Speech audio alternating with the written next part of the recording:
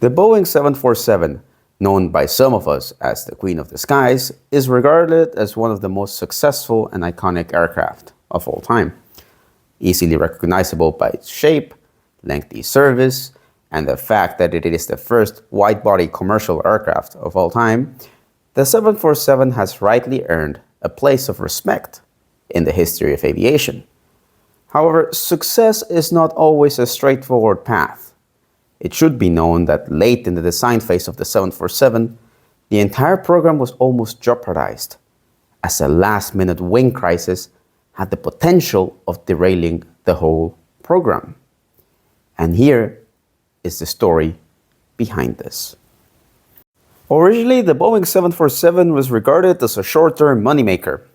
At the time, the main focus lay on the Boeing 2707, America's competitor against the Concorde. Hence, the limited manpower and resources allocated to the 747 put it on a very tight deadline. In planning terms, this meant that testing and production would happen simultaneously. And herein lies the nature of the problem.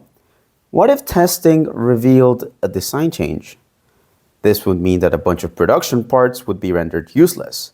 And in the worst case, test or production aircraft would have to be scrapped. This almost happened once aerodynamic testing of the 747 was finalized.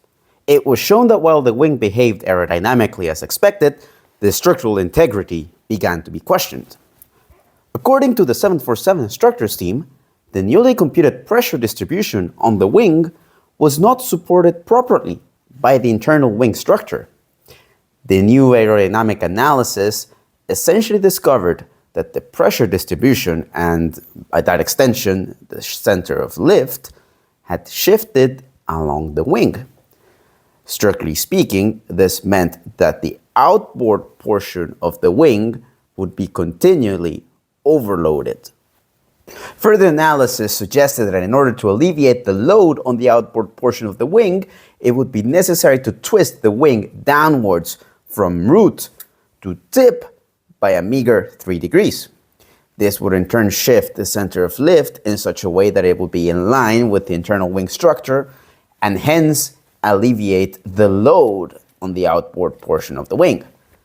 This sounds simple in theory, but in practice, given that we're twisting the wing at the root, this also means that the wing fuselage juncture needs changing.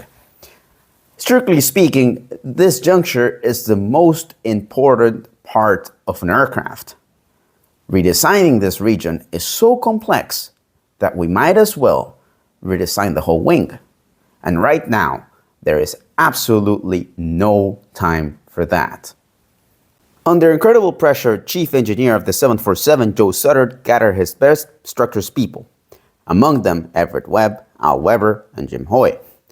Together, during a brainstorm session, it was suggested to only twist the outboard portion of the wing, starting from the outermost engine nacelles all the way to the tip, hence leaving the wing fuselage juncture intact, along with the inboard portion of the wing.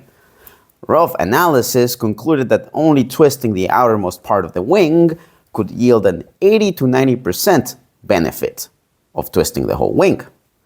With no time to waste, Sutter stuck with this solution, which ended up completely solving the load issues. This wing twist eventually became known as the Sutter Twist. This solution also improved stall performance on the 747. By twisting the wings, the effective angle of attack at the tips is reduced, meaning that during a high angle of attack or during a stall, airflow is retained at the tips. This then enhances controllability and recovery in these circumstances. So if you're ever lucky enough to see a Boeing 747 100, 200, 300, or 400, take a look at the outermost portion of the wing, and you'll see a clear difference in twist. And take a moment to think about Joe Sutter, Everett Webb, Al Weber, Jim Hoy, and all those behind the 747 program, who remind us of how great teamwork, leadership, and ingenuity gave us one of the best aircraft of all time. As a final post-production note, it should be taken into account that the main source for this video was the book 747, Creating the World's First Jumbo Jet and Other Adventures from a Life in Aviation. Written by Joe Sutter himself, the book is a fantastic source material for any aviation fan. Alongside, I took this fantastic article from this website called The Full Goal on the Sutter Twist. Link is in the description below. If you watched this far, I'd like to thank you all for watching, and I will see you all on the next one.